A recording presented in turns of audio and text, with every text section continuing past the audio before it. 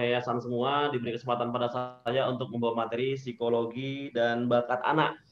Nah, segi informasi saya sebenarnya bukan dari basic dari psikologi ya, bukan seorang psikolog, tapi saya belajar tentang kepribadian itu sejak tahun 2003 ya, 2003 tepatnya saya belajar tentang pengembangan diri. Nah, terus kemudian 2008 saya lebih fokus lagi, ada sebuah buku bagus nih kalau teman-teman, ini buku legend ya, buku legend tentang kepribadian ya, Personality Plus. Nah, ini bukunya benar-benar legend, bisa teman-teman cari nanti. Oke, saya coba cek video setting, mirror my video. Nah, ini dia. Nah, ini ya buku tentang Personality Plus ya. Teman-teman bisa pelajari nanti buku ini. Oke, tentang kepribadian. Dan nggak cuma itu saja, sebenarnya ada juga buku-buku lain tentang kepribadian. Ada juga buku di e-book juga tentang kepribadian. Jadi sebenarnya nggak mesti harus yang belajar psikolog ya kan untuk memahami sebuah tentang kepribadian seseorang. Nah, kemudian tahun 2000, ini suara saya jelas ya kira-kira ya?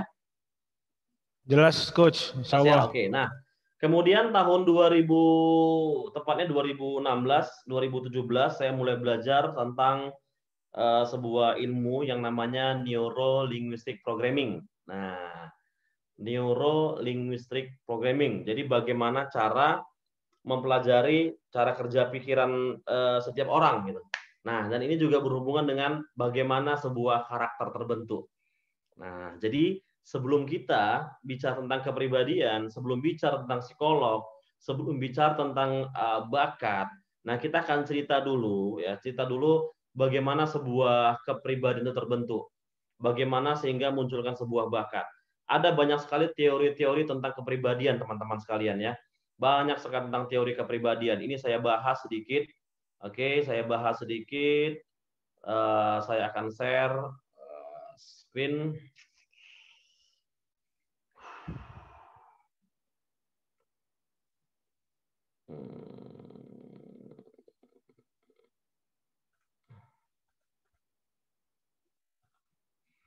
Oke, nah sebentar ya.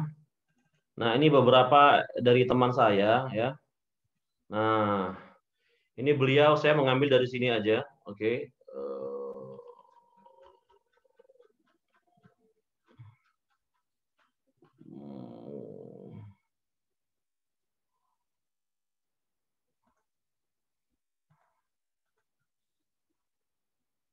Sebentar ya. Oke. Oke, nah ya. Jadi dia mengambil beberapa penelitian dari berbagai macam buku. Oke. Nah, ada namanya Triune Brain ya. Nah, Triune Brain ini merupakan sebuah teori dari Paul MacLean bahwa otak kita terdiri dari 3 bagian besar, yaitu dari sisi reptil, otak reptil ya. Jadi kalau misalnya teman-teman tahu hewan reptil ya, hewan reptil itu struktur otak reptil itu ada di otak kita. Nah, itu di batang otak. Kemudian ada sistem limbic system, disebut juga dengan otak, maaf ya, banyak banget yang ini, banyak yang para baru-baru masuk, jadi agak terganggu screen saya. Oke. Nah, yang kedua adalah otak mamalia namanya ya. Jadi pertama otak reptil, kemudian otak mamalia. Nah, ini mamalia ini sama seperti hewan mamalia, seperti sapi, kerbau, rusa, itu struktur otaknya ada di otak kita bagian bawah. Nah, dan ada namanya neokortex. Neokortex itu otak bagian atas yang tidak dimiliki oleh hewan. Itu disebut dengan akal kalau bahasa kita ya. Nah, itu dia jenis-jenis pembagian otak. Kemudian ada lagi, nah, ada otak, teori otak secara keseluruhan, whole brain. Nah, dibagi beberapa kuadran gitu kan, macam lah ya. Ini nggak kita bahas lebih dalam. Kemudian tentang teori psikiogeometri ya. Nah, tentang hubungannya antara sifat kecerdasan dalam bentuk-bentuk geometrik. Nah, ya. kemudian ada lagi ilmu-ilmu yang berhubungan dengan tulisan tangan gitu kan. Nah, itu dan tanda tangan semua itu menghasilkan berbagai macam kepribadian. Nah, bahkan teman saya menemukan sebuah pembelajaran bahwa otak manusia itu terbagi dalam 5 belahan otak. Nah, otak kiri atas, otak kiri bawah, otak kanan atas, otak kanan bawah, sama otak tengah. Sehingga terjadilah beberapa kepribadian. Banyak sekali cerita-cerita tentang kepribadian, teman-teman sekalian ya. Jadi banyak sekali tentang teori tentang kepribadian banyak sekali. Nah, dan itu nggak usah dipelajari secara detail, cukup kita belajar yang kali ini aja bagaimana kita mempelajari kepribadian. Dari mana pribadi itu terbentuk. Oke. Nah, sebelum saya lanjut, saya mau nanya nih sama teman-teman sekalian. Memang apa sih manfaatnya ketika Anda belajar tentang psikolog dan bakat anak? Atau lebih jelasnya bagaimana apa sih manfaatnya bagi Anda nih ya, yang merasa manfaat. Kenapa sih kita harus belajar tentang kepribadian seseorang, khususnya kepribadian anak didik kita? Ada yang boleh sharing-sharing nggak? Boleh pakai suara, boleh juga langsung diketik di chat. Silahkan. Jadi saya bawa kelas ini lebih sering diskusi ya daripada saya sekedar menyampaikan sebuah materi gitu. Ayo. Monggo.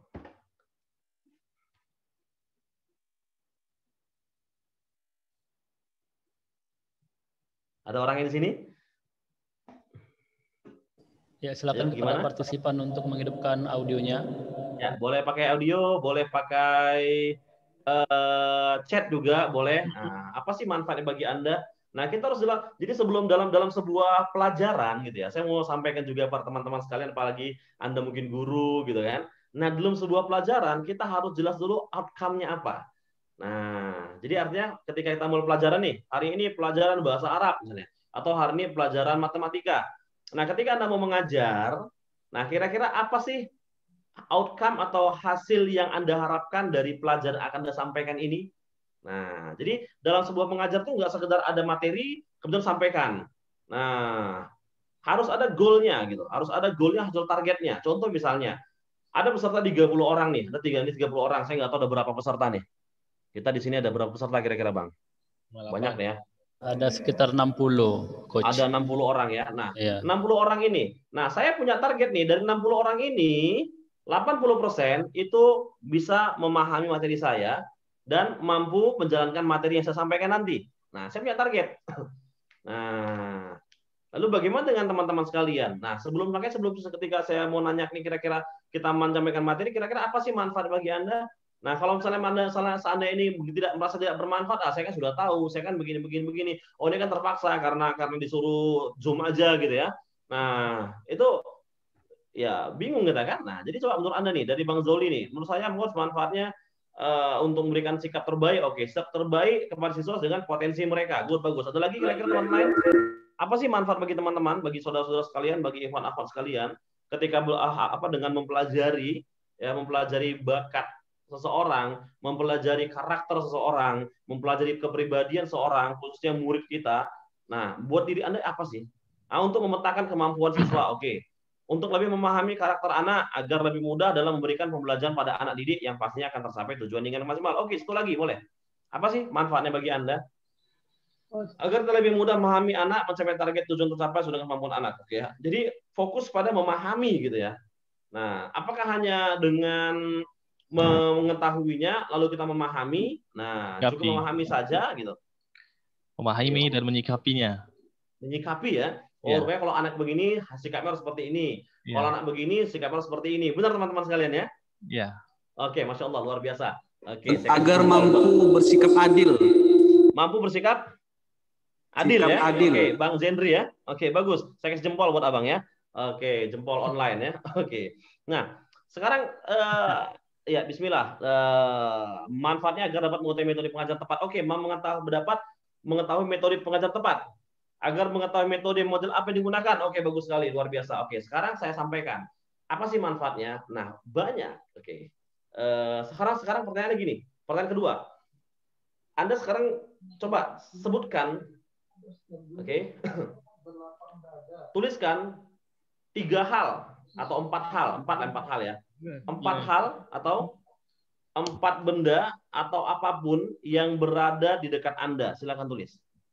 Nah, tulis. Ini kuis lagi nih. Oke. Silakan. Di chat berarti.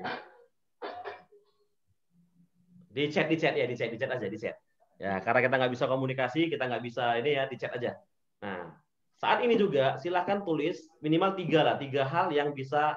Oke, pulpen, kertas, HP, komputer, mantap. Komputer, kipas angin, blablabla. Oke, pulpen, kelas, buku, HP, buku, pulpen, blablabla. Oke, mantap. Meja, kursi, HP, meja, buku, pulpen. Berarti rata-rata pakai pulpen, pakai HP nih ya. Sama pulpen, buku mau nyatat gitu ya. Oke, bagus sekali ya.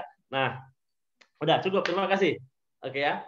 Nah, ini yang sering kita, ini yang banyak, yang sering banget kita temui teman-teman sekalian ya, bahwa kita sering melihat di sekeliling kita, tapi kita lupa dengan diri kita nih. Nah, asik ya. Oke, kita lupa dengan diri kita.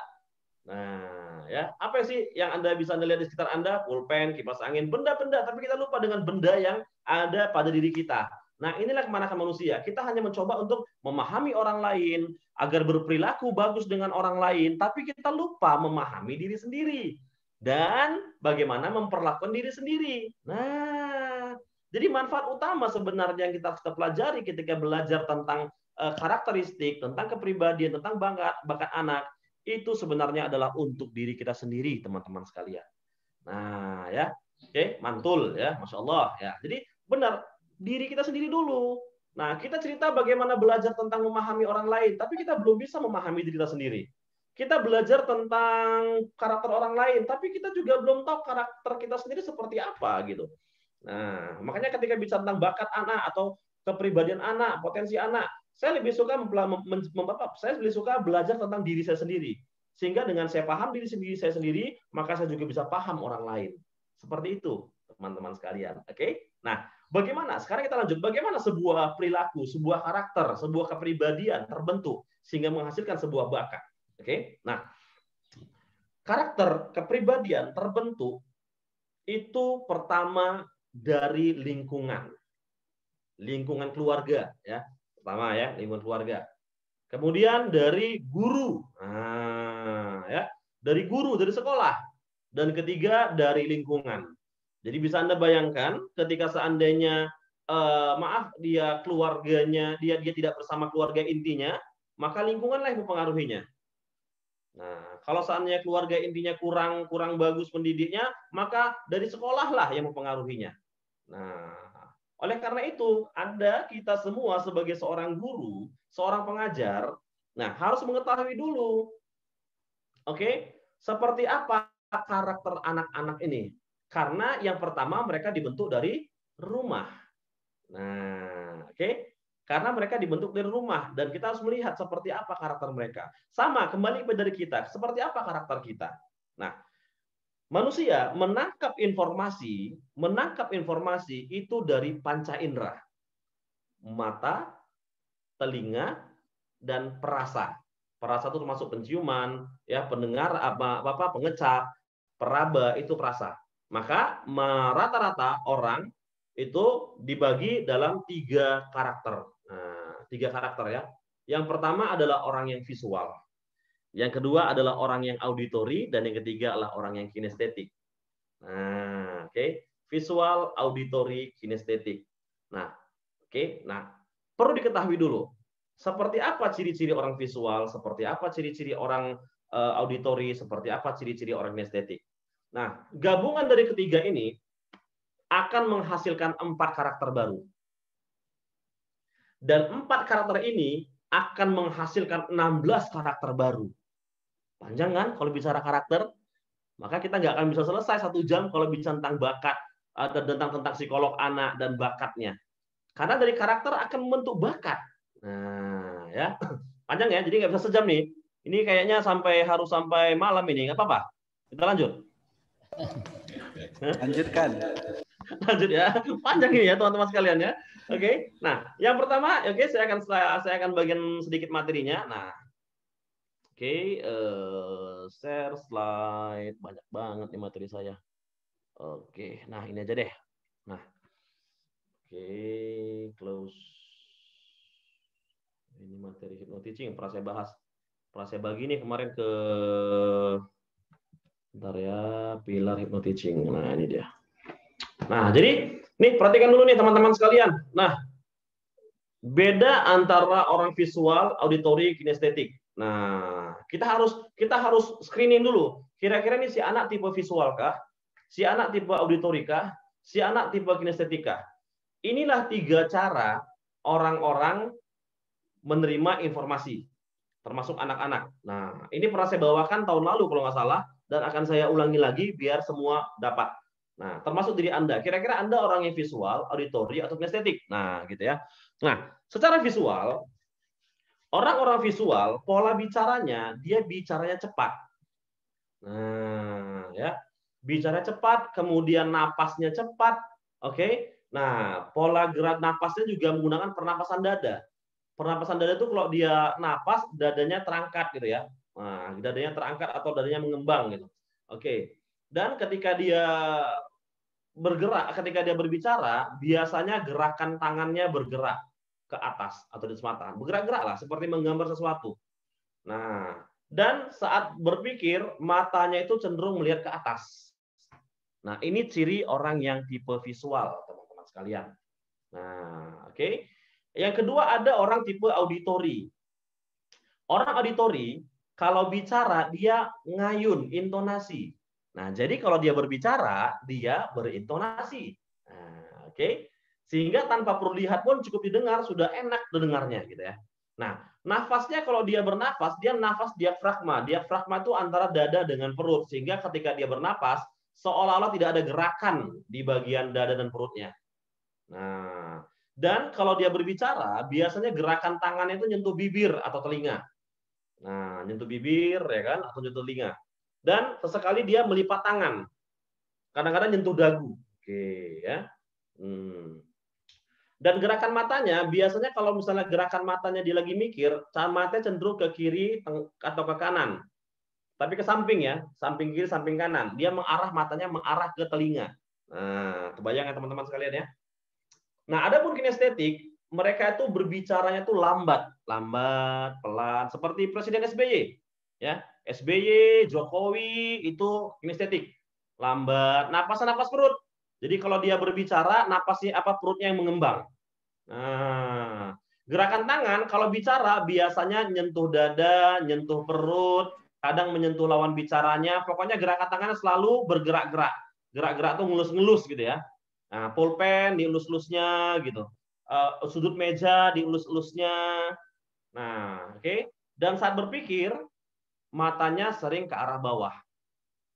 Itu tipe-tipe orang ya. Tipe-tipe setiap orang dalam hal melakukan sebuah sebuah perilaku gitu teman-teman sekalian. Nah, jadi pastikan Anda tahu dulu kita ini tipe yang mana, visualkah, auditorikah, kinestetikah. Nah, dari ciri-cirinya, paling gampang contoh seperti Anda mau beli baju. Paling mudah sederhananya ketika Anda membeli sebuah barang, contohnya misalnya baju, ya, gamis, jubah, sirwal, apapun itu.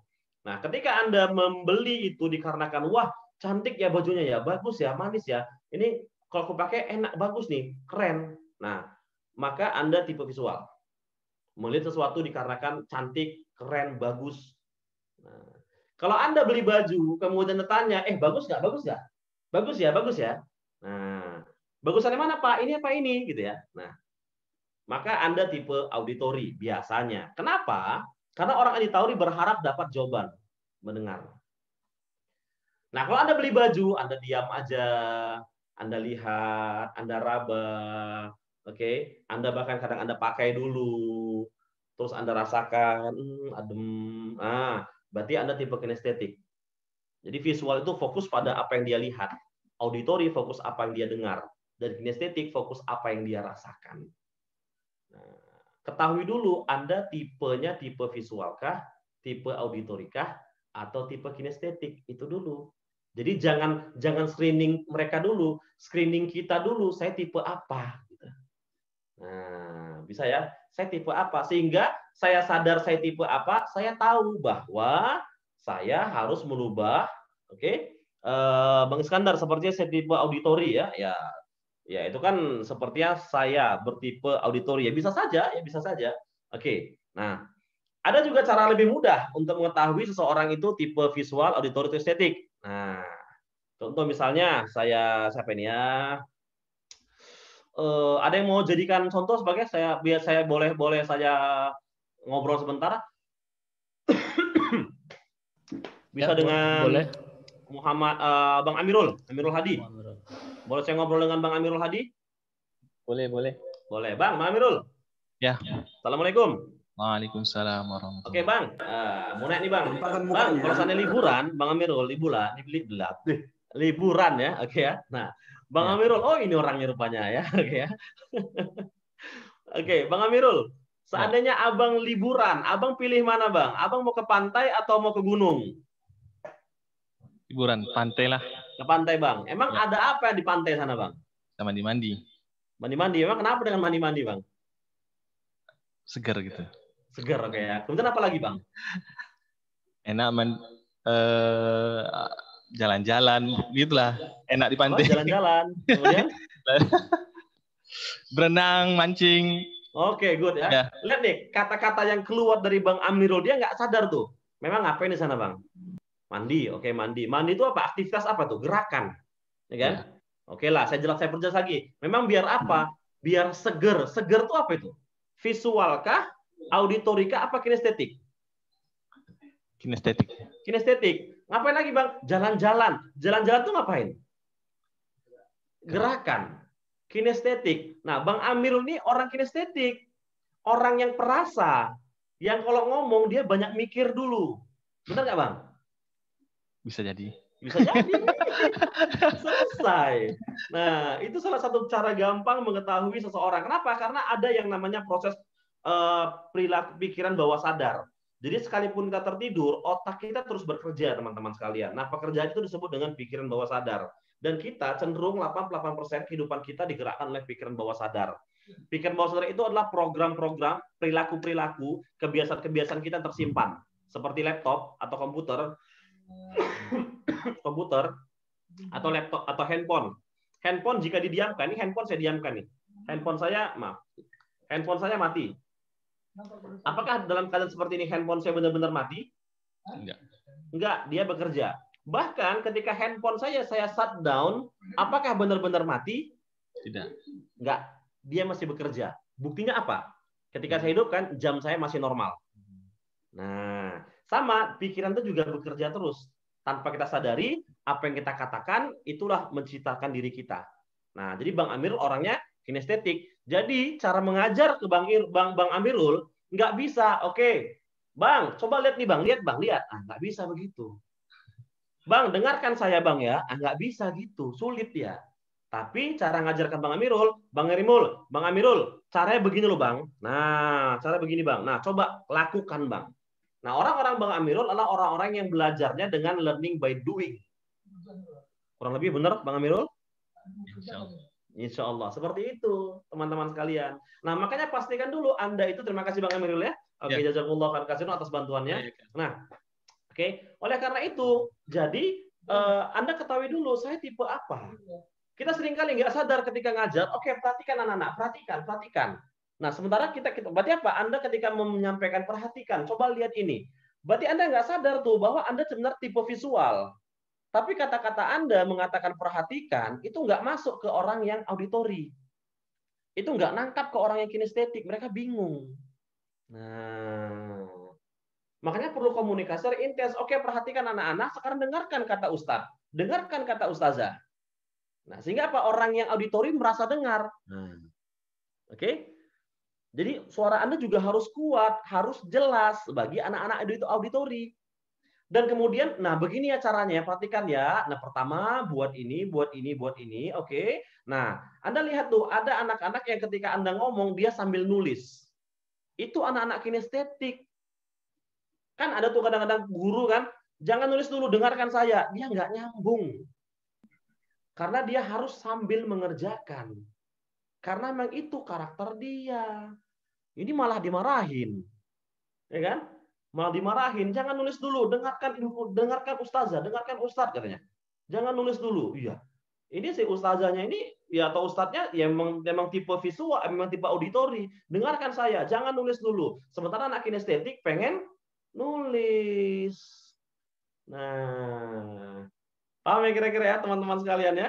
Nah, dari situ saja sudah jelas bahwa oh, berarti saya ini orangnya auditory. Jadi saya harus membiasakan diri menjelaskan juga dengan cara visual dan cara kinestetik.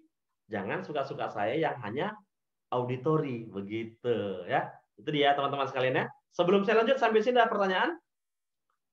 Oh, kenapa? Ada yang mungkin ada pertanyaan sebelum nanya saya tanya dulu ya. Oke, Afwan Coach, Anda sepertinya seorang auditori tapi kadang-kadang suka membandingkan sendiri seperti seorang visual. Kalau sendiri kadang jadi seorang kinestetik juga. Bagaimana pendapat Coach? Ya, sebenarnya setiap orang punya 3 ini, ada visual, auditori, dan kinestetik. Tapi akan ada satu yang condong gitu. Dan kalau bisa memang harus distabilkan walaupun nggak bisa stabil. Contoh, saya orangnya adalah kalau coba tebak nih.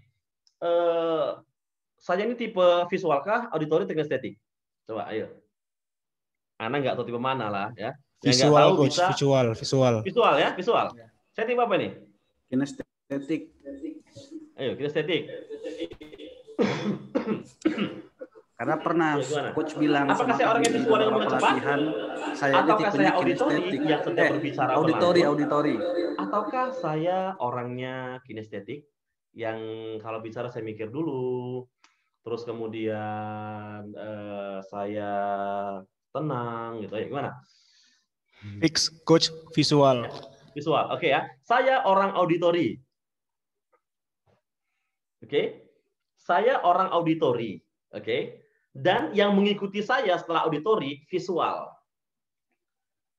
Jadi kalau misalnya grafiknya auditori saya segini, visual saya segini. Kinestetik saya segini. Nah, jauh, saya kinestetik jauh. Ya. Nah, ya bagus gimana? Coach udah pernah bilang dulu. Iya, oke ya. Makanya udah tahu masih hafal ya. Nah, makanya kalau bisa ya distabilkan, walaupun tidak akan stabil sempurna, tetap akan ada condong yang satu. Bagaimana caranya? Nih tips buat orang tua, ya. Contoh misalnya kayak saya nih, anak saya kan. Oke, A. Nah, coba dengarkan Abah dulu. Nah, dengar kata-kata. Dengar, oke. Nah, lihat nih. Oke, sekarang dengarkan Abah ya sambil dilihat ya. Nah, kan? Kena deh kan? Visualnya dapat, auditornya dapat. Oke, bisa kan A? Nah, coba dikerjakan. Coba ulang, coba. Nah, dia suruh mengerjakan kinestetik. Jadi, perlahan-lahan anak itu lebih stabil emosinya. Lebih mudah menangkap informasi dengan cara apapun juga. Gitu, ya. Nah, saya dulu sangat auditori.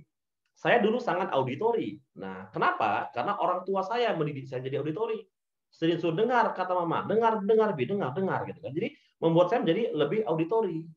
Lebih mudah menangkap informasi dari suara. Sehingga kalau misalnya ada taklim, ada daurah, saya di belakang. Kenapa? Walaupun di belakang, saya mendengar dan saya nyatat tanpa perlu melihat ustadznya. Ada orang yang langsung ke depan harus melihat ustadznya, benar kan? Nah, itu orang visual. Nah, ada yang sambil begini merenung. Oh, merenung. Nah, itu orang apa? Itu orang ngantuk, bukan kinestetik, ngantuk memang dia ketika ada daurah ya, oke ya. Oke, gitu dia teman-teman sekalian ya. Nah, jadi prinsipnya adalah kita ketahui dulu kita. Nah, setelah kita tahu diri kita seperti apa, nah kita bisa berkomunikasi dengan gaya mereka semua, teman-teman sekalian. Nah, ya. Jadi tahu dulu, oh aku ternyata selama ini visual. Makanya ada anak-anak didik yang ketika aku bilang perhatikan, mereka masih nggak konsentrasi. Ternyata mereka bukan orang visual. Nah, maka saya harus merubah pola bahasa saya. Oke, perhatikan anak-anak sekalian. Sekarang dengarkan kata ustazah ya. Nah, kata ustaz dengar ya. Dengar kata ustaz ya. Dengar kata saya ya. Oke, simak pernyataan dari saya. Simak penjelasan saya. Nah, nyimak. Oke. Yang mau sambil nulis juga silahkan. Kinestetik diberi kesempatan untuk sambil mendengar, sambil menulis. Karena orang kinestetik harus bergerak terus dia. Orang kinestetik lasak. Begitu. Nah, paham ya teman-teman sekalian ya? Oke. Nah, jadi terbentuknya gara-gara apa? Ya gara-gara lingkungan, gara-gara ya orang tua kita, lingkungan kita yang membentuk sehingga visual kita terasah, kinestetik kita terasah, auditori kita terasah. Nah, oke. Bagaimana cara menguatkan visual, auditori, kinestetik? Sering ikuti kuis-kuis yang lihat 5 perbedaan. Nah, kan udah garis bawahi 10 perbedaan. Gambar apa yang Anda lihat itu untuk melihat visual. Nah, untuk auditori Sesekali Anda diam, tenang, coba dengarkan semua yang bisa Anda dengar, Anda tulis. Seberapa banyak yang bisa Anda tulis. Nah, itu membuat kepekaan auditori. Kalau kinestetik, Anda cukup duduk diam, tenang seperti ini. Coba Anda rasakan semua yang bisa Anda rasakan. AC sejuk, oke, kacamata saya yang berat, misalnya, gigi saya yang lagi denyut-denyut, ya kan? Nah, apalagi saya bisa rasakan, oke, kursi saya yang keras, terasa itu, oke, apalagi baju saya yang menempel di bagian tubuh, jam tangan yang mengikat bagian lengan saya, rasa, belajar rasakan. Nah, itu belajar kinestetik, belajar merasa. Nah, contoh apa lagi? Misal lagi apa untuk saya, karena saya juga berkecimpung di dunia kuliner sekarang, maka saya mulai merasa melatih kepekaan lidah saya. Ketika coba bawang putihnya kebanyakan. Coba mericanya kurang. Nah, itu melatih kinestetik. Nah, dibiasakan sehingga bisa lebih stabil. Bisa ya? Coach udah pernah bilang dulu bakso ya, oke. Ya, contoh bakso ya, bakso. Oke, sampai sini pertanyaan sebelum saya lanjut. Ini masih cara kita menerima informasi ya. Ada 3 karakter. Cara kita menerima informasi 3 karakter. Visual, auditory, kinestetik. Dari visual, auditory, kinestetik menghasilkan 4 karakter baru. Sebelum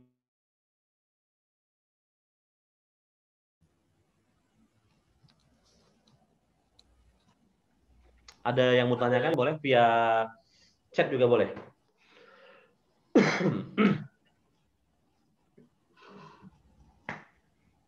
Ada? Kalau nggak ada, biar saya lanjut. Ada. Afal coach, Ana sepertinya seorang auditori, tapi kadang-kadang suka membandingkan sendiri. Oh, itu udah tadi ya. Bagaimana pendapat coach? Kadang-kadang menjadi kinestetik juga. Ini tadi sudah tadi ya. Arabic Center. Ya. Bagaimana pendapat coach? Ya, jadi artinya saya katakan tadi bahwa setiap orang punya 3 kelebihan. Tiga kita punya. Tiga kita punya. Hanya saja ada satu yang condong. Nah, jadi bagaimana? Ya bagus ketika seandainya suatu pekerjaan dibutuhkan visual yang jelas, maka Anda harus kuatkan visual. Ketika suatu pekerjaan dibutuhkan auditori, maka Anda harus kuatkan auditori. Ketika dibutuhkan kinestetik, Anda kuatkan kinestetik. Nah, bagus seperti itu ketika Anda bisa mencoba menaik turunkan. Yang harusnya seperti itu memang.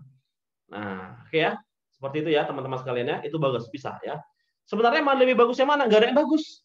Oke, tidak ada yang bagus, tidak ada yang juga tidak ada yang jelek. Semuanya sama. Oke, semuanya sama. Hanya saja tadi saya ingatkan lagi bahwa kita harus sadari dulu kita yang mana, kemudian baru kita lihat anak didik kita seperti apa. Nah, anak didik kita seperti apa. Kalau ngomongnya cepat, terus kemudian dia aktif, biasanya visual. Kalau dia berbicara mendayu, nah, Ustadz, saya mau nanya nih. Nah, kan itu kan mendayu kan, berintonasi kan. Nah, biasanya dia cenderung auditori. Kalau dia ngomongnya pelan, lambat, matanya bergerak-gerak seperti ini, seharusnya Ustadz jawaban itu ya benar Ustadz. Agak lambat, terbata-bata. Itu berarti dia kinestetik begitu ya. Coach, jika kita seorang visual terus pengen ngomong kayak orang auditori itu gimana, Coach? Nah, ngomong auditori, caranya adalah pastikan ketika Anda berbicara, Anda mendengar sendiri apa yang Anda bicarakan. Nah, orang visual kadang-kadang dia ngomong, dia ceplos-ceplos saja. Makanya ngomongnya cepat. Ketika disuruh ngulang, dia lupa. Makanya belajar, ketika kita berbicara, kita juga mendengarkan pembicaraan kita. Kita dengarkan setiap kata yang keluar dari mulut kita. Nah, sehingga berbicara itu lebih enak didengar. Ya. Oke, saya nggak punya siapa, saya nggak tahu ya. Mungkin mudah-mudahan di sini ada ya. Murid anak saya kan ikut kelas online kita lah ya, maksudnya Zoom ya. Dia di YouTube ya, itu ustazahnya saya nggak tahu ustazahnya siapa, tapi ustazahnya suaranya bagus, artinya benar-benar auditori banget ya. Ustazahnya auditori banget menyampaikan informasi sehingga didengar tuh disimak lebih enak dan lebih nangkap gitu dia. Ya, itu keren ya. Jadi karena apalagi seperti kalau zaman sekarang udah model Zoom kan, model Zoom. Kemudian materinya dalam bentuk video, dalam bentuk suara, maka pastikan Anda harus menganggap bahwa pendengar Anda menyampaikan itu harus enak didengar gitu. Nah, makanya tampilannya harus bagus, tampilan slide harus bagus, visual. Terus kemudian pola kata Anda, intonasi Anda juga harus oke agar kena ke auditori. Nah, dan buat contoh yang sederhana sehingga anak kinestetik juga dengar. Nah, cara paling gampang kinestetik misalnya begini, walaupun dalam video, coba sekarang siapkan dulu. Nah, 3 buah pulpen. Ayo, Ustazah tunggu, Ustaz tunggu. Nah, oke. Sudah. Nah, kemudian angkat pulpen yang sebelah kanan. Ayo. Nah, seolah-olah Anda itu ngomong, mereka melakukan. Nah, kalau Anda pernah nonton dulu Dora the Explorer gitu ya. Nah, Dora itu audio visual kinestetiknya kena semua. Ya, itu pelajaran sebuah acara dari barat sana ya. Itu auditori visual kena semua itu. Aku lihatlah ke sini, ayo dengar. Apa? Katakan rusak, bagus. Nah, gitu kan. Itu auditori visual kena. Nah, jadi nggak sembarangan mereka buat video edukasi yang Dora the Explorer itu ya. Oke. Good, ada lagi? Saya sering bicara cepat, bahkan agak gagap, tapi juga terkadang sering mendengar perkataan orang. Apa yang mendominasi dalam diri saya? Apa? Saya juga nggak tahu ya. Saya sering bicara cepat ya. Bisa cepat tuh tanda ciri-ciri orang visual. Orang visual tuh nggak sabar. Nah, bahkan agak gagap. Gagap itu karena dia gugup. Nah, ya. Salah satu ciri orang visual dia ngomongnya cepat. Itu sangat-sangat kental. Kalau ngomongnya cepat biasanya orangnya visual. Nah, kenapa dia cepat? Dia ngomong nggak mikir. Nah, ya. Kalau orang visual dia ngomong dulu baru mikir. Orang auditori sembari dia berbicara dia berpikir. Orang kinestetik dia mikir dulu baru bicara. Kadang mikir nggak selesai dia nggak bicara. Nah, oke ya. Mengenai ketiga kriteria ini, dia dari mana? Kita mengenali ketiga kriteria ini dilihat dari bagaimana kita memberi output ke orang lain atau bagaimana kita menerima output dari orang lain. Dua-dua. Pertama, dari bagaimana kita menyampaikan dan dari bagaimana kita menangkap informasi. Kalau Anda cukup dengan melihat, Anda sudah bisa buat keputusan, Anda visual.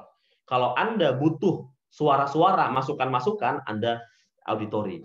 Kalau Anda butuh meraba, Anda butuh merasakannya, Anda butuh waktu untuk membuat keputusan, Anda orang kinestetik.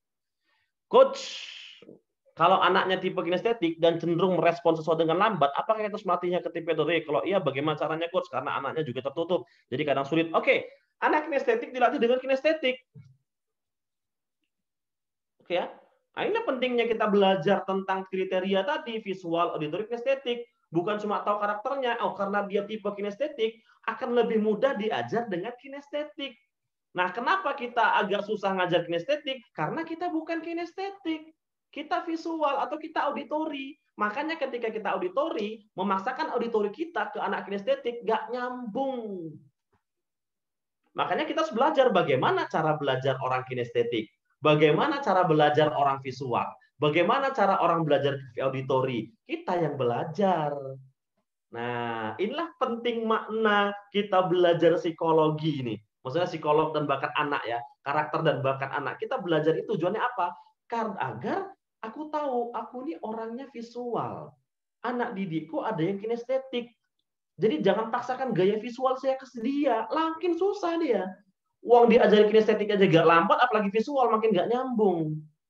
Kita kadang menyamakan gitu ya. Kita kadang menyamakan. Ini contoh nih, maaf nih ya. Saya sedikit curhat boleh ya. Curhat bapak-bapak ya, curhat bapak-bapak. Oke, ada orang tua yang stres, down. Oke ya. Yang pasti bukan saya. Saya orang nggak stres ya. Ada orang tua yang stres, down. Gara-gara apa? Oke. Anaknya jus 30 belum selesai. Oke.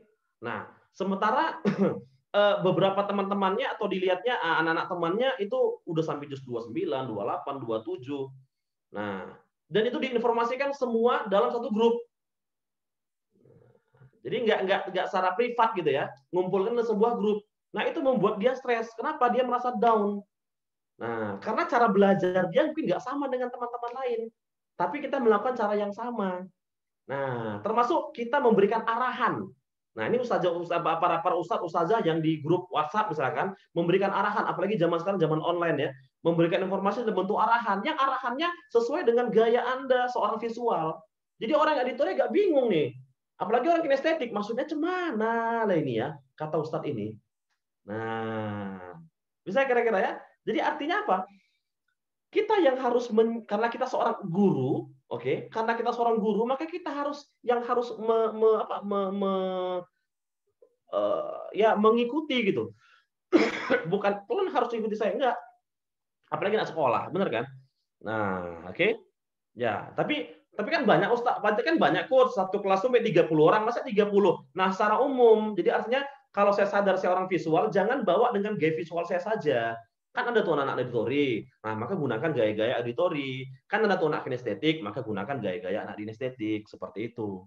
Nah, memang anak kinestetik itu merespon dengan lambat. Karena apa? Dia butuh waktu untuk berpikir. Orang kinestetik rata-rata perfeksionis, introvert. Nah, jadi dia butuh waktu untuk berpikir, makanya cenderung dia agak lambat dalam mengerjakan sesuatu, dalam memahami sesuatu. Nah, jangan disamakan. Apalagi dibanding-bandingkan, stres tuh anak. Oke, ini pengalaman nih, ada yang curhat ke saya gitu kan. Anak pasti guru kita apa orang tua dari sekolah kita lah. Saya bilang, ya saya kasih lah beberapa tips atau gimana, tapi ya saya juga nggak ada kuasa untuk itu gitu. Nah, ya. Jadi kita harus pelajari itu sehingga sekolah itu menjadi hal yang menyenangkan bagi mereka, bukan menjadi hal yang merasa mereka buat down dikarenakan si anak tipe yang begini tapi nggak bisa ngikutin seperti itu. Nah, dan gurunya pun malah nggak peduli gitu, ustadznya atau ustadznya pun malah nggak peduli, masa dia nggak bisa ngikuti, yang lain bisa, ya karena dia beda karakter. Bisa saja ngikuti kita itu karena karakternya memang mirip sama kita, gitu ya. Sebagai guru, apakah kita harus bisa menguasai semua kriteria ini, coach? Ya harusnya bisa, minimal belajar. Nah, saya bisa menguasai semuanya. Saya bisa mempengaruhi orang visual, saya bisa mempengaruhi orang auditori, dan saya juga bisa mempengaruhi orang kinestetik. Saya bisa, kenapa saya belajar? Saya ketahui ketika ngobrol dengan dia, ya kan, dari gaya bicaranya, oh, kemudian dari pola nafasnya, dari gerakannya, oh ini visual. Maka saya masuk dengan gaya visual. Saya hilangkan kata-kata, coba deh kamu rasakan, oh, kata-kata rasakan tuh anak kinestetik. Coba kamu dengar, pernah nggak kamu dengar? Itu anak auditori. Maka saya menggunakan kata-kata visual. Coba kamu bayangkan, pernah nggak kamu lihat tuh ada seorang anak-anak misalnya, kita pakai kata-kata itu. Jadi kita memang harus belajar, makanya tidak ada hari tanpa belajar, teman-teman sekalian. Apalagi kita sebagai tenaga pengajar.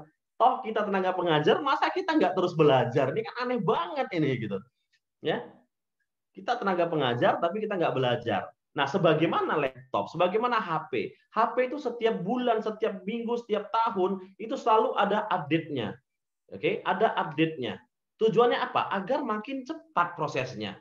Oke, agar kinerjanya makin cepat, agar prosesnya makin cepat, fitur-fiturnya makin banyak. Caranya apa? HP di-upgrade terus. Per bulan sekali tiba-tiba ada install new update. Benar kan? Nah, sama manusia juga gitu. Kita juga harus terus di-update. Di-update biar apa? Biar fresh terus, biar makin cepat, biar makin bagus. Cara ngupdate-nya gimana? Ya belajar, nuntut ilmu gitu. Nah, jadi perlu juga kita belajar yang bersifat kepribadian, yang bersifat tentang potensi akademik, potensi bakat seseorang, bukan sekedar pelajaran akademis seperti itu ya. Oke, good. Jika anak yang kinestetik susah mendengar dan susah menulis dan susah mengukur aturan, kira-kira sekolah yang bagaimana yang cocok buat anak kinestetik? Nah, sebenarnya teman-teman sekalian, ini dia ya.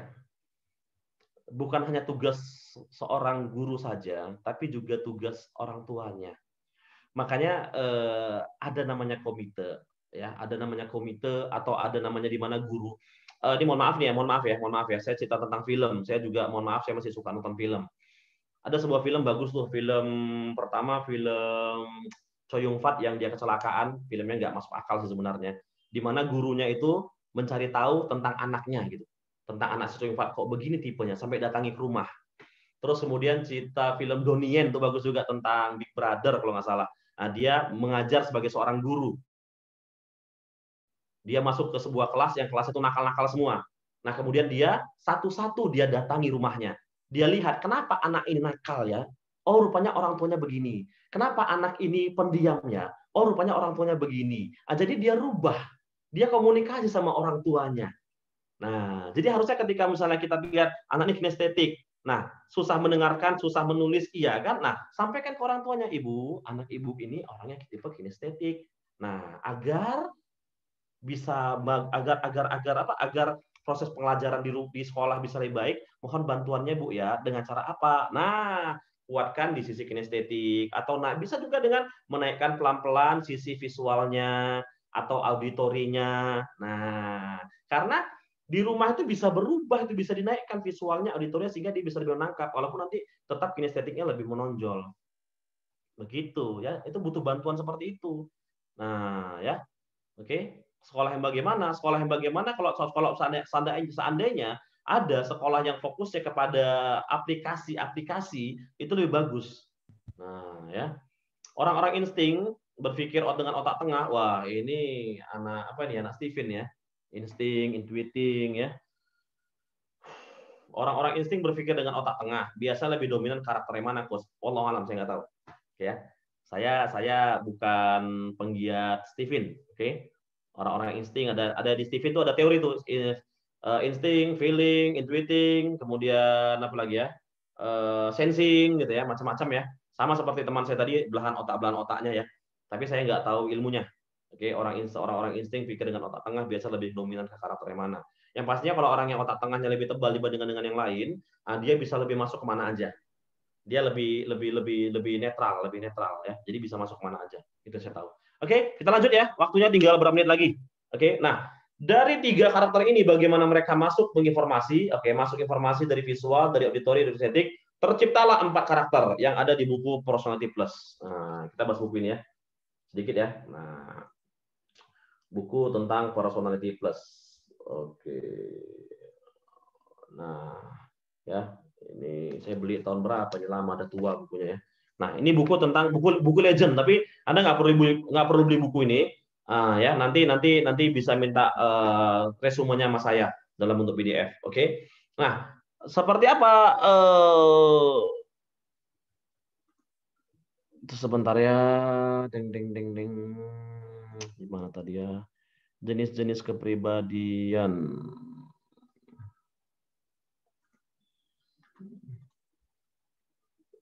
Oke. Nah, jadi saya share sebentar. Oke. Jadi akhirnya terbentuklah 4 kepribadian umum. Nah, ya. 4 kepribadian manusia. Ada namanya sanguinis. Nah, ini kalau orang psikolog udah biasa deh istilah-istilah begini. Sanguinis, melankolis, koleris, pragmatis. Nah, ada 4 tipe kepribadian yang dasar, yang standar. Ya, tempat tipe kepribadian yang dasar ini, teman-teman sekalian. Nah, oke. 4 ini muncul dari mana? Dari cara kita belajar tadi, visual, auditory, kinestetik. Sehingga terciptalah 4 tipe kepribadian. Nah, saya jelaskan secara singkatnya aja. Yang pertama, orang sanguin. Sanguin itu orangnya spontan, lincah, periang, optimis, terbuka, oke. Terus kemudian suka nyenangkan orang lain, suka motivasi orang lain, paling ribut di kelas. Nah, ya. Ya, anak saya nih ya. Oke. Jadi kalau orang sanguin ini dia lebih suka berbicara, lebih suka berekspresi. Nah, jadi kalau misalnya ada nih anak-anak yang malas nulis misalnya kan, ya bisa saja memang dia orang sanguin. Orang sanguin tuh malas nulis, tulisannya jelek, malas nulis. Kalau disuruh ngomong lebih jago ngomong dibandingkan dia harus menulis. Nah, itu orang sanguin. Ya. Nah, orang sanguin ini paling senang kalau dimotivasi. Paling senang kalau dipuji. Nah, cuma dia punya kelemahan teman-teman sekalian orang sanguin ini. Nah, kelemahannya apa? Dia terlalu fleksibel, bahkan bisa pelin-pelan. Nah, kalau misalnya ada anak-anak ya kan, bingung buat keputusan, nah itu bisa jadi dia orangnya agak sanguin. Tapi dia periang ya, dia periang. Dia periang, dia banyak ngomong, bisa pindah sana sini, ada kan? Oke, sering bikin joke, sering bikin lucu-lucu, sering buat ketawa orang lain. Nah, kemudian dia kreatif, suka menyampaikan ide. Nah, emosinya meluap-luap, itu orang sanguin. Wah, ini menceritakan diri saya sendiri nih ya. Oke, itu orang sanguin, rekan-rekan sekalian. Nah, biasanya orang sanguin ini tipe auditory visual. Biasanya, oke, mereka tuh suka mendengar dan suka melihat. Nah, jadi orang-orang seperti ini, ya, cara ngajarkannya gampang banget sebenarnya. Oke, cukup aja dikasih perhatian, dikasih pujian jika berhasil. Nah, mereka akan terus semangat untuk belajar. Cuma sayangnya mereka ini nggak tepat waktu, sering molor dan sering kerjaannya nggak siap. Ini penyakit mereka. Jadi, sama orang-orang sanguin, kalau ngasih tugas, oke, kumpul besok ya, misalnya. Itu kemungkinan besar mereka nggak siap. Nah, jadi kalau misalnya ada murid kita yang seperti itu, nah, kalau misalnya disuruh kumpul, sekarang misalnya hari Selasa nih, disuruh kumpul hari Kamis, suruh dia hari Rabu selesai. Oke, contoh misalnya begini kan, oke, hari Kamis kumpul ya, nah aku buat kamu Rabu selesaikan. Kenapa? Karena pasti Kamis juga baru selesai dia. Orang-orang sanguin itu paling sulit menyelesaikan sebuah tugas. Itu kebiasaan orang sanguin ya. Oke, nah yang kedua seorang melankolis. Melankolis ini juga disebut dengan perfeksionis. Orang yang ingin tampil sempurna. Nah, orang melankolis atau perfeksionis, dia sering mikir. Banyak mikir, nggak banyak ngomong, introvert, orangnya tertutup, nggak mau cerita tentang pribadi. Dia setia, tekun, betah dia duduk lama-lama. Betah dia nulis. Biasanya orang melankolis tulisannya cantik. Ciri-ciri orang melankolis biasanya tulisannya cantik. Nah, oke, kalau mikir lama, membuat putusan lama, paling nggak bisa cerita tentang kehidupannya. Nah, kalau lihat ada anak yang pendiam, ya kan, duduk tuh penyendiri, gitu ya. Nah, itu biasanya anak ciri-ciri melankolis. Ya, nah melankolis ini biasanya itu tipe kinestetik. Biasanya ya, walau nggak semua ya, tapi kinestetik itu rata-rata orangnya melankolis. Karena dia perasa, dia nggak mau sampai menyakiti hati orang, oke ya. Dia nggak sampai Kak Mufida ya, oke. Nah, melankolis ya. Nah, dia merasa kalau dia tuh jangan sampai ganggu kehidupanku lah. Nah, makanya aku juga nggak mau ganggu kehidupanmu. Makanya aku nggak mau berteman akrab dengan banyak orang. Temannya paling itu aja. Nah, oke. Melankolis. Jadi kalau sampai Anda jungkir balik pun nanya tentang si anak itu, nah, dia jarang mau cerita yang dalam. Beda sama sanguinis. Orang sanguinis jangan simpan rahasia sama dia. Karena dengan mudah dia akan cerita. Nah, kebalikan ya. Itu melankolis. Dia perfeksionis. Dia sangat-sangat rapi. Dia pengen tampil sempurna. Dia orang yang betah. Ngerjakan lama-lama dia bisa. Tapi sayangnya dia paling nggak bisa membuat keputusan. Dia sering ikut aja. Dan mukanya sering agak cemberut. Nah, ya. Melankolis ini gayanya mukanya agak ketat ya, ketatnya ketat curiga gitu ya. Nah, sanguinis ini wajahnya seperti saya, sering senyum. Senyum, happy, ceria gitu kan.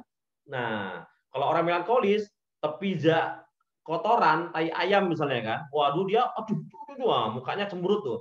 Kalau sanguinis, tepijak tai ayam, ketawa-ketawa dia ya. Nah, aduh tepijak, dibaginya sama kawan-kawannya gitu.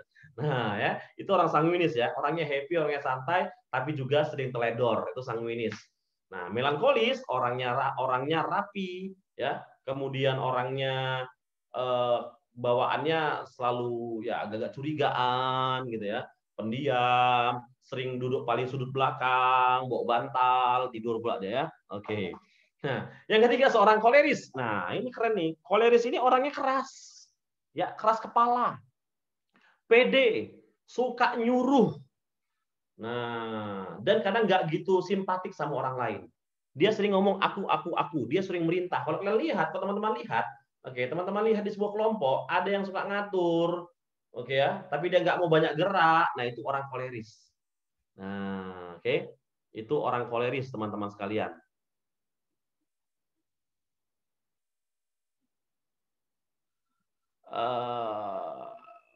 Oke.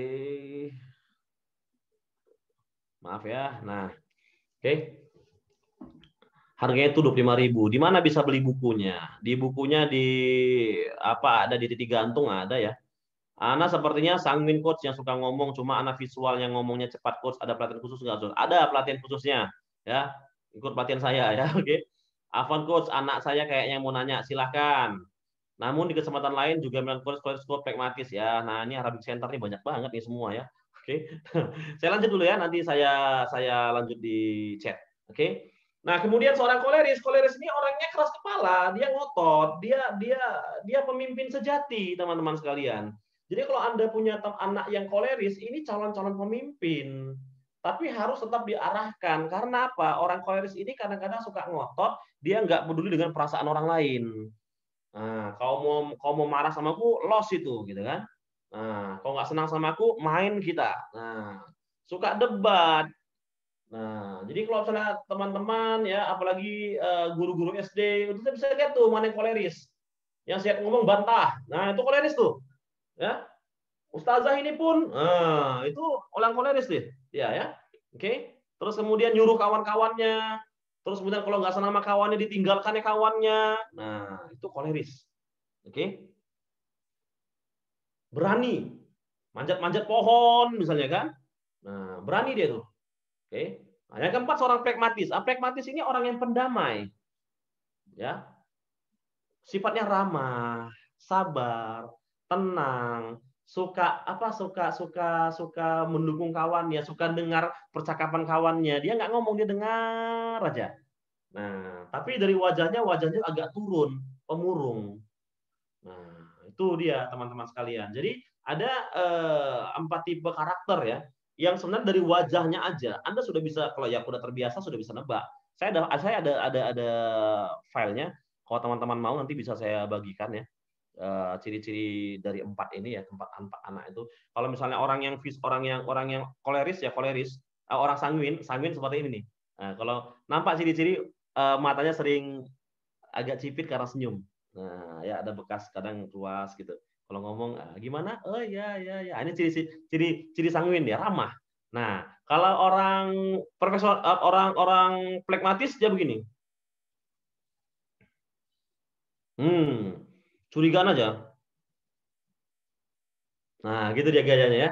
Nah, terus kemudian kalau orang-orang koleris gini. Tajam tatapannya. Nah, gitu. Nah, kalau orang orang pragmatis, maaf ya, saya lupa ya. Orang pragmatis dia sendu gini. Sendu. Wajahnya tuh kalau misalnya Anda lihat, kadang matanya agak turun.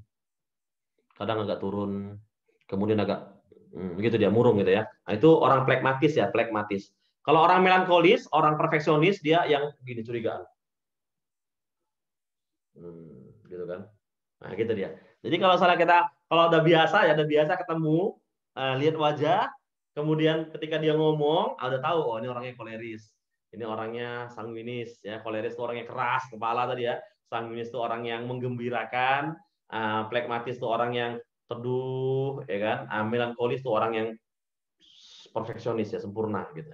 Nah, dari 4 ini teman-teman sekalian, kita punya 4-4-nya. Makanya kalau coach kadang saya begini, kadang saya begini. Memang kita punya 4-4-nya. Nggak ada yang bagus, nggak ada yang jelek juga. Nah, hanya saja nanti akan condong mana yang lebih dominan. Seperti itu teman-teman sekalian. Contoh kayak saya ketika sebagai seorang trainer, saya seorang yang sanguin. Saya mau menyemangati, saya harus happy. Tapi ketika saya menjadi seorang business owner, saya keras. Mana tim yang nggak sesuai, saya panggil. Jadi mau apa sekarang? Saya marah gitu. Nah, ya. Jadi kalau orang lihat saya senang-senang gini, saya belum tahu aja marah saya seperti apa, rekan-rekan sekalian. Jadi memang selalu ada diri kita tuh ada 4-4-nya, tapi akan ada satu yang condong dan satu yang ngikutin. Nah, kalau dulu saya orangnya sanguin. Sanguin itu orang yang periang dan pragmatis. Pragmatis itu orang yang ngalah. Jadi saya periang, saya juga ngalah. Sekarang saya lebih sedominan sanguin koleris. Saya orang periang, tapi saya lebih sering tegas sekarang. Karena saya punya tim. Ya, saya punya tim. Nah, tim di Bali ada 30-an, tim di Siantar ada 19 sekarang, tim reseller penjualan madu saya ada 100 lebih. Jadi mau nggak mau saya harus meningkatkan jiwa kepemimpinan saya menjadi seorang yang koleris, seorang yang tegas. Seperti itu teman-teman sekalian. Oke. Nah, keempat ini juga ada pada anak didik kita, teman-teman sekalian. Oke, maka perhatikan anak didik kita seperti apa karakternya. Dari karakter ini akan muncul bakat-bakatnya. Saya sebenarnya termasuk orang-orang yang kurang setuju dengan ada namanya bakat. Bakat itu sebenarnya apa? Bakat itu adalah sebuah aktivitas dilakukan secara berulang-ulang. Ya, aktivitas yang dilakukan secara berulang-ulang menjadi sebuah kebiasaan. Nah, karena saya seorang sanguin, saya seorang yang periang, maka saya sering menyemangati teman-teman. Nah, karena saya sering menyemangati teman-teman, maka layak saya seperti dia jadi seorang pembicara ya, yang bisa memotivasi orang lain. Sehingga bakat saya apa? Bakat saya kemampuan berbicara depan umum. Nah, paham ya? Oke. Contoh sebenarnya lagi, orang yang perfeksionis, orang yang melankolis tadi ya. Orang yang melankolis, dia orangnya teliti, dia orangnya detail, dia orangnya pendiam, dia banyak ngomong tapi dia betah dalam bekerja. Nah, jadi bakatnya apa? Dia cocok berhubungan dengan hal-hal yang berbau hitung-hitungan, matematika. Makanya orang melankolis itu kuat di matematika. Orang sanguin seperti saya itu pasti biasa, bukan pasti ya. Biasanya mostly itu lemah di matematika. Kenapa? Karena saya orangnya ceria, happy, nggak mau ribet dengan angka-angka. Orang sanguin itu nggak mau ribet. Dia mau simple. Dia mau asyik hidupnya. Dan matematika itu nggak asyik gitu bagi saya, bagi seorang sanguin. Makanya jangan bilang, wah kamu matematika nggak bisa, kamu gini. Tergantung tadi kembali kepada karakternya tadi juga. Gitu. Pengaruh teman-teman sekalian. Lalu apakah orang seperti saya nggak bisa belajar matematika? Bisa. Buatlah pelajaran matematika itu menyenangkan bagi saya. Maka saya akan menikmati matematika. Tapi kalau matematika, guru matematikanya itu judes, kemudian tegas, nggak ada senyumnya, nggak ada ramahnya, orang seperti saya pasti tidak akan menangkap pelajaran dari dia. Begitu teman-teman sekalian. Nah, ya, sebentar ada tamu ya, sebentar ya. Ada tamu. Nah. Oke, nah kita lanjut ya. Ada pertanyaan kira-kira? Coach, setelah guru memahami Coach, setelah guru memahami diri sendiri, guru harus bisa memahami siswa kriteria. Sedangkan kata coach, mereka juga sedatih bukan hanya satu jam menonjol. Bagaimana solusinya, coach? Ya. Jadi begini teman-teman sekalian. Maksud saya tadi melatih adalah tetap Anda fokus kepada gaya dia dan perlahan-lahan, oke, melatih itu nggak mudah, nggak semudah langsung kamu harus bisa. Artinya Anda misalnya kan tadi ada yang tipe kinestetik kan? Nah, tetap Anda fokus di kinestetik, tapi sedikit demi sedikit naikkan jiwa visualnya. Artinya begini, orang kinestetik paling susah fokus melihat. Orang kinestetik bahkan tidak berani itu dia melihat matanya langsung. Ya, sama orang melankolis ya tadi ya, orang melankolis, orang perfeksionis itu biasanya kalau ngomong dia nggak mau melihat mata lawan bicaranya. Dia akan tunduk ke bawah atau melihat yang lain. Ada kan teman-teman seperti itu kan? Oke, nah itu ciri-ciri melankolis. Oke, ciri-ciri orang yang kinestetik juga diantaranya. Nah, maka agar mengajari gimana? Oke, coba perhatikan Ustadz dulu ya, lihat ini, tunjukkan sesuatu agar dia melihatnya. Nah, itu belajar untuk menaikkan visual dia. Lihat yang dekat. Kemudian agak sedang hingga lihat yang jauh sehingga dia terbiasa untuk lebih sering melihat. Sekalipun nanti di kinestetiknya masih akan muncul, tapi sisi visualnya makin naik. Contoh lagi, melatih pendengaran, auditori. Oke, sekarang coba ulangi kata ustazah. Nah, banyak belajar, banyak berjalan, banyak melihat. Banyak melihat, banyak mendapatkan ilmu baru. Ayo, coba ulangi kata ustazah tadi. Nah, kan dia melatih auditori dia. Nah, sehingga ketika kita mengajar, sekalipun tak silap dalam hal kinestetik, dia masih bisa sedikit menangkap. Begitu maksudnya. Bukan artinya dia kinestetik, oh kamu harus ikut belajar visual seperti gaya saya. Bukan seperti itu. Gitu. Tetap kita pola seperti kinestetik, tapi pelan-pelan kita bangkitkan latih dia untuk meningkatkan kemampuan yang lain. Nah, seperti itu ya, kurang lebih Ibu Erini Afza. Oke, silakan. Ada lagi pertanyaan? Waktu kita sangat mepet sebenarnya, hanya 1 jam. Sementara untuk materi ini biasanya saya 2,5 jam minimal menyampaikan. Monggo, kita sesi tanya jawab. Jadi bakatnya itu ya sebenarnya tergantung dari ya silakan Kak Sarini, Abdullah, Yopi, Aditya, banyak banget nih orangnya. Oke. Nah, anak yang hafal Quran biasanya tipe apa Coach menurut teori kepribadian? Tidak, dia jadi gini, menghafal ini saya curhat sih gitu ya, saya curhat dong gitu ya kan. saya nggak tahu nih, mohon maaf ya, Ulun Nuha punya metode cara ngapal seperti apa? Ayo. Nah, ini sekarang saya posisinya sebagai seorang orang tua wali nih ya. Punya metode menghafalnya seperti apa? Jadi biasanya kalau misalnya sekolah-sekolah tahfiz itu misalnya ya, saya tahu tuh ya, di tahfiz ini dia punya cara metode menghafal nih. Nah, oke, bahkan saya punya teman, dia buat sebuah metode menghafal sesuai dengan kepribadian. Orang visual cara ngapalnya begini, orang auditori cara ngapalnya begini, orang kinestetik cara ngapalnya begini, begitu loh. Ayo. Nah, itu. Jadi semua orang bisa menghafal Quran disesuaikan dengan cara dia belajarnya. Contoh kayak anak saya, oke ya. Udah tahu anak saya tahu ya siapa ya. Oke. Contoh misalnya anak saya itu kan tipe auditori visual. Jadi cara ngajarkan Uminya itu, cara ngajarkan Ukasha itu ketahuan anak saya. Cara ngajarkan anak saya itu menghafal adalah disuruh mendengarkan sambil membaca. Jadi Uminya ya, istri saya Uminya itu dia dibaca. Nah, Ar-Rahman. Oke, sambil baca sambil dengar. Jadi anak saya sambil dengar sambil baca Ar-Rahman, Ar-Rahman 3 kali, kemudian ulangi Ar-Rahman. Nah, udah. Ada orang yang kalau seperti saya, kalau saya kan auditori, saya cukup dengan menghafal itu dengan mendengarkan baru ngikuti baru perbaiki bacaannya. Oh, rupanya ini panjang. Oh, ini ya. Saya begitu. Jadi siapa jadi anak Quran tipe mana, semuanya bisa, tergantung ketika dia belajar sesuai dengan tipe dia. Nah, pertanyaannya adalah sekolah kita ini, mohon maaf ya, sekolah kita ini metodenya seperti apa? Apakah bebas, nggak ada aturannya, atau memang sudah ada metode tertentu yang bisa masuk ke mereka semua, atau dikembalikan kepada orang tuanya masing-masing? Nah, itu bisa ya. Nah, bahkan saya punya seorang teman, saya percaya orang punya teman, dia buat sebuah metodenya hipnotahfiz. Wah, keren nih, teman saya nih, ya, murid saya di NLP. Dia buat metode namanya hipnotahfiz. Nah, jadi dia membuat bagaimana agar ketika membaca itu cepat nangkap itu. Dia buat acara misalnya kayak pelajaran tahfiz itu sambil ada yang seperti orang kinestetik ngapalnya sambil jalan. Visual sambil melihat, auditori sesekali dia mendengar, kemudian ini ya tergantung metodenya. Nah, yang salah adalah ketika satu metode dipaksakan ke banyak orang yang memang metode itu belum proof bisa masuk ke beberapa karakter. Nah, oke. Ada teman saya punya, mungkin teman-teman dengar, pernah kenal namanya, Bang Sarul Komara. Dia buat metodenya sesuai dengan fak visual auditori kinestetik. Jadi ketika di tahfiz di karantina tahfiz ya, tahun ini nggak ada kan gara-gara COVID, qadarullah ada COVID jadi diadakan. Tapi tahun lalu dia buat itu programnya pakai metode NLP, visual auditori kinestetik. Jadi orang-orang yang kinestetik itu menulis di Qur'annya. Nah, jadi dia sambil ngapal, dia sambil baca, dia sambil nulis, lebih cepat masuk ke pikirannya. Orang auditori sambil pakai ini. Orang visual sambil melihat pemandangan. Jadi sambil pemandangan dia ucapkan dia murojaah lagi begitu kan. Nah, jadi tergantung metode seperti apa yang bisa masuk ke dia. Nah, itu. Maka ketika metodenya nyambung, dia akan lebih mudah menghafal.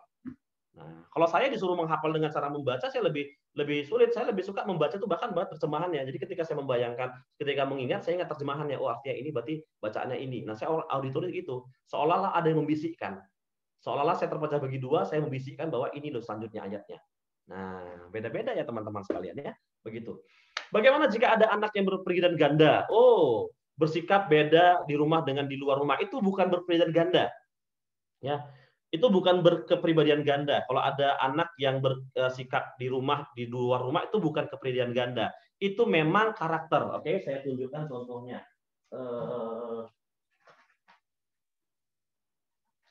Oke. Nah, ini saya kemarin ada tes. Nah, ini ada contoh. Nah, ini ada pula orangnya di sini ya. Saya tutup namanya ya. Oke ya.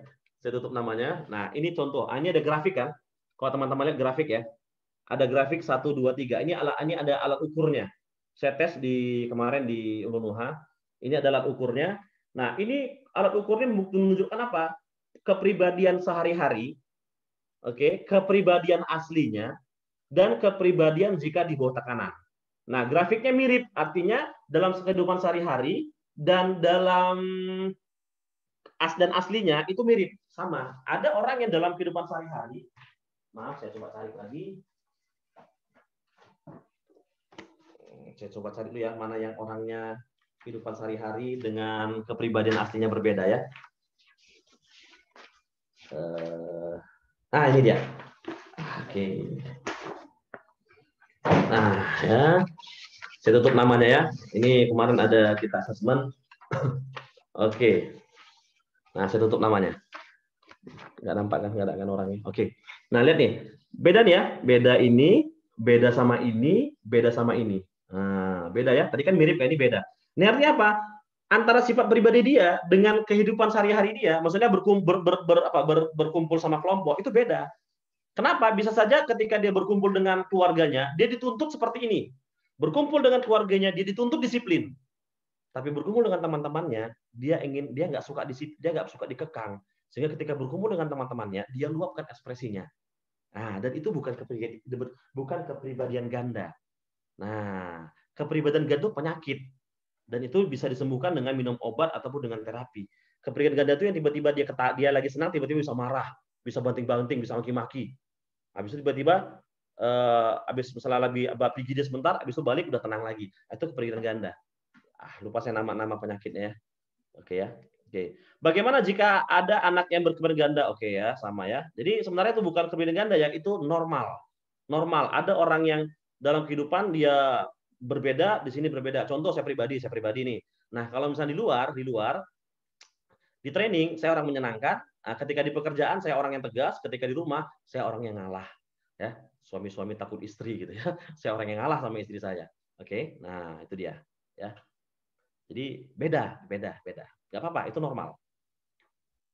Nah, misalnya di rumah berani terapi, tetapi di luar rumah pendiam, ya kan? Oke. Ya itu ya. Jadi di luar dia berani gitu kan? Kenapa? Dia berani meluapkan sesuatu. Tapi di rumah dia pendiam. Mungkin kenapa? Trauma. Ketika dia melakukan sesuatu dia dimarahin sehingga dia tidak berani melakukan sesuatu di rumahnya. Nah, ya. Jadi bukan kepribadian ganda, ya. Normal seperti itu, memang ada orang yang ketika sendiri atau dengan rame-rame dia bisa berbeda. Antara di rumah dengan pekerjaan dia bisa berbeda. Itu normal, ya. Oke. Jadi ada alat tesnya, ya, ada alat tesnya. Oke. Good. Pertanyaan, Coach, silakan monggo pertanyaan. Sampai jam berapa ini kira-kira? Sampai asar ya? Sebenarnya Coach kita sudah lewat waktunya, namun ya karena tak terasa Coach ya, karena terlalu asik tadi. Orang tadi mulai juga terlambat. Iya. Ya Coach, boleh Coach jawab Coach, dari Oke, baik ya. Oke, Coach, saya punya murid privat. Nah, dia ini anak broken home. Dia ini seperti trauma akibat dia tidak terbuka, malas berpikir. Benar, trauma bisa membuat anak-anak menjadi down, menjadi orang yang introvert, orang yang tertutup. Bisa. Lalu bagaimana cara menyelesaikannya? Lepaskan beban pikiran traumanya. Oke. Nah, kalau saya belajar NLP ada beberapa teknik untuk melepaskan emosi, menghilangkan trauma. Ya, memang benar kalau apalagi orang broken home, dia pasti biasanya akan mengalami trauma. Oke. Berapa lama kita bisa menguasai ketiga karakter tersebut, Coach, untuk bisa langsung memahami psikologi anak dengan melihat langsung? Untuk berapa lama saya nggak bisa pastikan, teman-teman sekalian, karena sampai detik ini saya juga sudah masih terus belajar ya. Tapi kalau misalnya Anda learning by doing dan terus-terusan, ya biasa merubah kebiasaan itu cukup 21 hari ya. 21 hari biasanya Anda sudah bisa paham ya. Oke. Jadi kalau ada pelajaran dia malas berpikir, ya iya dia malas berpikir karena bagi dia itu nggak penting ya. Trauma tersebut membuat bagi dia hidup tuh nggak penting. Jadi belajar tuh nggak penting, jadi dia malas berpikir. Saya pun kalau ada hal-hal yang nggak penting bagi saya malas mikirkannya. Oke, malas mikirkannya. Saya orang yang nggak pedulian sama. Saya orangnya kadang yang ada orang yang apa namanya itu istilahnya pengen tahu terus gitu ya. Saya bukan kalau seperti itu. Jadi kalau nggak penting bagi saya malas mikirkannya. Masih banyak lagi hal penting yang mau dipikirkan. Nah, jadi ketika ada anak-anak yang tadi trauma, ya bisa aja gara-gara apa dia putus asa. Sehingga ketika dia putus asa, tidak ada yang penting dalam diri dia, sehingga mikir pun malas. Buat apa sih aku belajar gini? Nah, ya, jadi itu bisa efek dari efek dari kejadian traumanya tadi. Coach, ada berapa lembaga yang mewujudkan tes minat bakat? Apakah itu bisa dijadikan rujukan? Bisa, tergantung bagaimana metode tes minat dan bakatnya. Oke ya. Nah, beberapa lembaga yang terkenal itu diantaranya adalah Stephen. Nah, Stephen itu sidik jari. Dengan nempel sidik jari, nanti ketahuan belahan otak yang mana, kemudian akhirnya ketahuan lah kelebihannya apa, kekurangannya apa, sehingga tahu kira-kira di mana dia ditempatkan. Ada juga saya punya teman, dia buat sendiri aplikasinya, namanya Raimu. Nah, Raimu, mukamu ya. Raimu Intelligent Mapping. Harganya sangat-sangat terjangkau. Saya nggak jualan ya, tapi kalau teman mau boleh. Dia pakai wajah. Jadi foto Anda, oke, kirim ke dia, nanti di-scan pakai aplikasinya, nanti ketahuan lah belahan otak mana yang cenderung, nanti ketahuan kira-kira mana potensi dia, apa kelebihannya. Nah, saya pernah coba kemarin dan hasilnya ya sekitar 90% akurat. Ya, saya termasuk orang yang inspirator. Saya orangnya konseptor, inspirator. Saya orang yang inspirator. Ya, tipikal saya inspirator, menginspirasi orang lain sesuai dengan bakat saya, sesuai dengan gaya saya. Kalau di Steven saya intuiting. Ya, intuiting itu ya sama seperti inspirator, saya banyak pakai ide saya banyak gitu. Saya dapat input, kemudian saya olah jadi ide baru. Dan saya orang yang paling malas melakukannya. Jadi saya hanya memberikan insight, oke, orang lain yang ngerjakan. Itu tipe saya. Dan itu oke, ya, bisa Anda pakai untuk rujukan. Tapi jangan dijadikan sebagai suatu hal yang pasti. Oh, anak kamu tuh orangnya kurang bisa matematika, jadi nggak usah belajar matematika. Salah juga. Ya. Oh, anak Anda tidak bagus di air, cocok di darat, ketik rekwoton gitu ya kan, enggak ya. Seperti itu teman-teman sekalian ya. Jadi artinya itu sebagai bahan pertimbangan Anda, jangan dijadikan acuan. Oh, cocoknya di dokter, akhirnya Anda paksakan jadi dokter. Enggak, itu enggak tepat ya. Oke. Coach saya itu sudah lumayan sering ikut training of trainer. Oke, saat SMA saya di training Coach Wendy. Wow, keren. Saat kuliah sama Bang Arbi Pasaribu dan Wahyudi Apko. Ya, saya kenal. Dari Apko ya. Sudah lumayan tinggi, semua lumayan ilmu tentang psikologi anak yang saya dapatkan. Tapi saya masih bingung atur anak-anak saat ngajar di siang hari. Itu ilmu saya jadi blank semua karena tingkah laku anak-anak. Ya, berarti Anda harus update lagi ilmunya, ya, harus update lagi. Update khusus tentang memahami karakter mereka.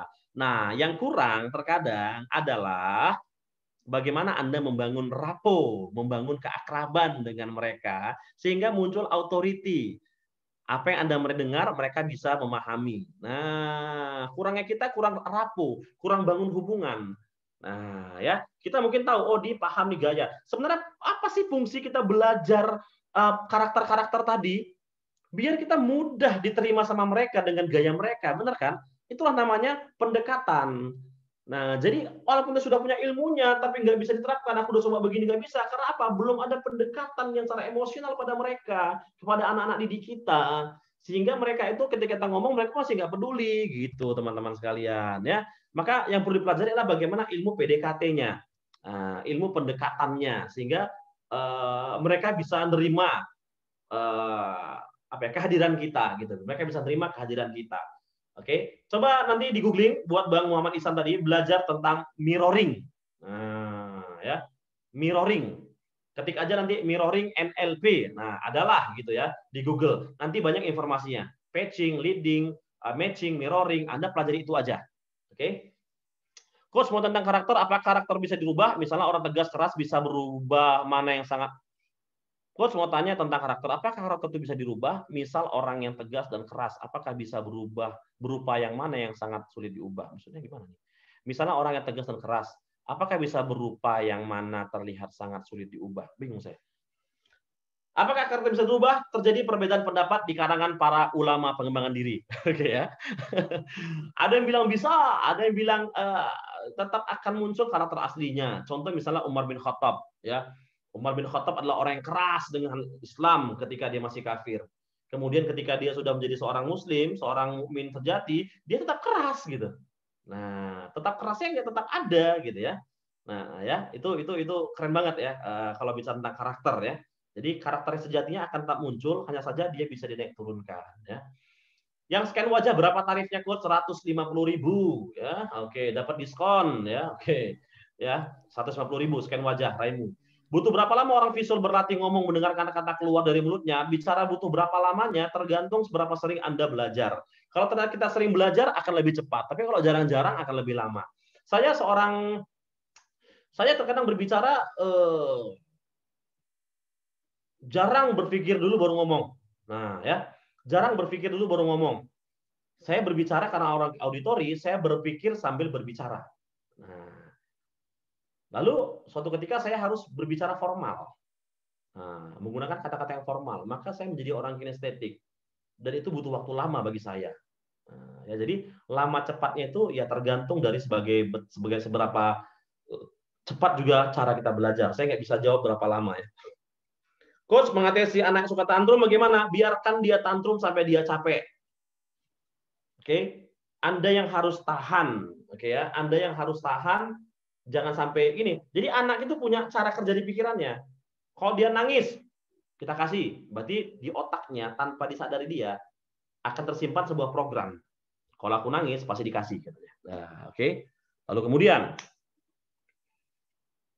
menjerit lagi dia nangis. Wah, Bi, gak usah kita kasih. Kita harus tahan kata uminya kan. Nangis jerit dia, guling-guling, guling-guling, malu kan, akhirnya dikasih. Ujung-ujungnya apa? Anak mikir, berarti kalau aku nangis gagal, aku guling-guling. Dikasih. Nah, kan gitu kan tantrum tuh kan? Sudah mau azan ya? Oke. Lalu kemudian, Abi, kayaknya kita harus kuat, Bi. Gak boleh ngalah, Bi. Oke, Mi, kata Abi uminya kan. Minta sesuatu, nggak dikasih. Nangis-nangis, nggak dikasih. Guling-guling, nggak dikasih. Buka baju, buka celana dia. Oh, ya udah kasih. Akhirnya si anak mikir, kalau nggak bisa nangis, guling-guling. Kalau nggak bisa guling-guling, buka baju, buka celana. Dan akhirnya tantrumnya tidak akan selesai. Maka Anda yang harus biarkan tantrum, Anda yang sabar dulu. Sampai dia capek. Udah, katanya udah baru. Nah, lama-lama dia akan selesai. Itu dia. Ya, jadi sebenarnya tanpa disadari yang buat tantrum itu kita ya. Oke. Dan itulah yang menjadi membuat, dan itulah cikal bakal koruptor. Bukan anak tantrum ya, tapi perilaku kita yang selalu memberikan apapun yang dimau anak-anak. Pokoknya harus dikasih. Sehingga apa? Ketika dia besar, ketika dia nggak capai, dia nggak guling-guling, dia nggak buka baju, nggak. Tapi dia akan korupsi untuk mencapai apa yang diinginkan. Jadi sebenarnya, mohon maaf ya, perilaku koruptor itu orang tuanya yang mendidik tanpa disadari. Hati-hati kita ya, hati-hati. Apakah karakter itu sama dengan sifat bawah gen dalam tua dan apa pengaruhnya? Oke, dalam ya. Coach Afwan, waktu kita sangat singkat, Coach. Jadi ya kita sudah ikut sampai di sini saja. Namun ya Afwan ya untuk kepada partisipan yang lain ya begitu banyaknya ya antusias ya, terlalu antusias mungkin karena sampai kita overtime gitu. Baik, Abah ya kita ucapkan jazakallah khairan Coach atas materi yang telah disampaikan dengan sangat Masya Allah ya, dapat ilmu baru Masya Allah. Baik ya, akhirul kalam Coach. Subhanakallahumma wa bihamdik asyhadu an la ilaha illa anta astaghfiruka wa atubu ilaik. Assalamualaikum warahmatullahi wabarakatuh. Waalaikumsalam warahmatullahi wabarakatuh. Khairan.